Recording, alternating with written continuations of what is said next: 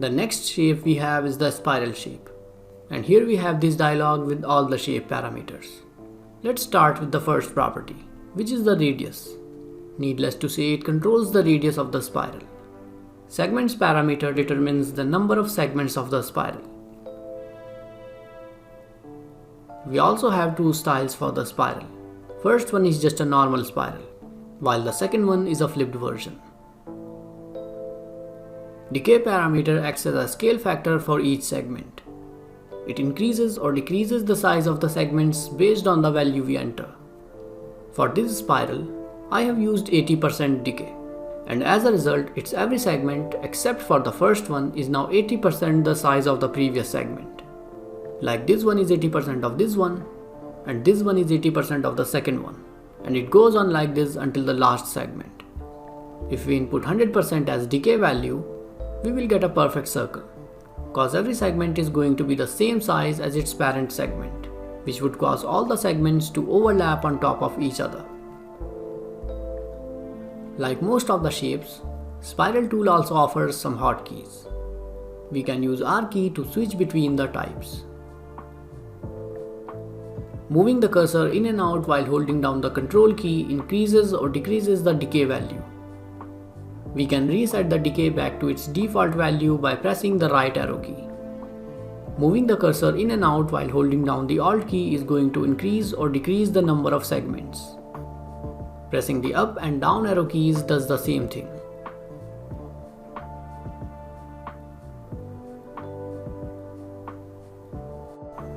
Our next tool is the Arc Segment tool, one of the shape tools that I frequently use. And it has hotkeys for all of its 5 main parameters, which makes it easier for us to tweak the shape while drawing. Let's take a look at the options this tool offers. These are the dimensions of the arc. Length x-axis determines the width and length y-axis determines the height of the arc. This is the reference point locator through which we can pick a point from where our shape will be drawn. Next, we have two types for the arc, open and closed. Through this option, we can align the base of the arc along any of the two axes. Slope value determines how convex or concave the arc is going to be. Fill arc option simply fills the arc with current fill color. Now, in case you want to restore the default values, just hold down the Alt key to get this reset button. And now we can reset everything to default. Now let's take a look at the hotkeys. Let me drag an arc first. Now if we press the C alphabet key, it will cycle through the open and closed arc types. Let's keep it closed for now. Pressing the up and down arrow keys is going to change the slope value. X key flips the current slope value. For example, if the current slope value is 50, pressing the X will invert it and make it negative 50. And lastly, pressing the F key changes the base axis of the arc.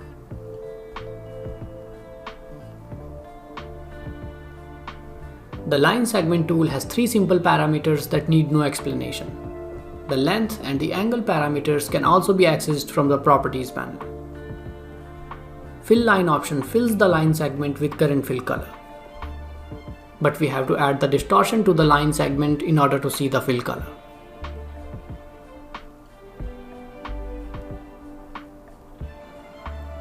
Our next shape, the rectangular grid, has pretty simple options. First group offers some options through which we can control the dimensions of the grid. Then we have few options regarding horizontal and vertical dividers. Number controls the number of dividers. Skew alters the spacing between the dividers and changes the way they are distributed. Through skew option, we can make the dividers favor one direction more than the other. After that, we have use outside rectangle as frame checkbox. Keep this option on if you want a closed box as the grid frame. Keep it off if you want separate lines for the frame. Fill grid option fills the grid with current fill color. Now let's talk about the hotkeys. While being in the creation mode, we can use the up and down arrow keys to control the number of horizontal dividers, and left and right arrow keys to control the number of vertical dividers. F key is for the top skew, and V key is for the bottom skew. Press X for the right skew and use C for the left skew. The polar grid has similar options as the rectangular grid. The only difference between the two is that instead of horizontal and vertical dividers, the polar grid has concentric and radial dividers. Concentric dividers are these concentric circles, and radial dividers are these lines that are originating from the center. We already know about the fill grid option. This option creates a compound path out of these ellipses. And if we fill the grid, we will get something like this. We are getting this type of result because Illustrator uses special fill rules to fill the compound paths. Now let's look at the hotkeys. The up and down arrow keys control the number of concentric dividers, and left and right arrow keys control the number of radial dividers.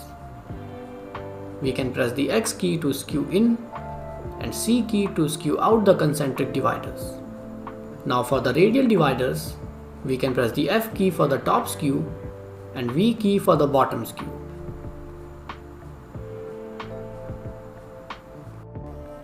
Our next tool, the star tool, has an interesting shape, but it doesn't offer much options to work with. As you can see here that we have only 3 parameters for this shape. Points option controls the number of hands or spikes. Radius 2 refers to the inner radius. It modifies the points from the base. Increasing or decreasing it widens up or narrows down the base of the points. Radius 1 is the outer radius, and it modifies the points from the top. Changing the radius 1 moves these top points in and out. Now let's take a look at the hotkeys. While being in the creation mode, we can use the up or down arrow keys to increase or decrease the number of points. Holding down the control key while dragging in and out changes the radius 1. Moving the mouse around changes the rotation of the shape, and holding down the shift key locks the rotation to 0. Holding down the alt key will align all the points together and give us a perfect star shape. Whenever we scale an object, the size of the corners changes accordingly, which makes complete sense. But there are cases when we don't want the corners to scale up or down with the object. For such cases, we can disable this Scale Corners checkbox before scaling the shape. Now in case you are using an older version of the Illustrator, you can find this option in the preferences. Now scaling the object will not affect its corners. The second tip is about constraining the shapes to an angle, just like we are doing here.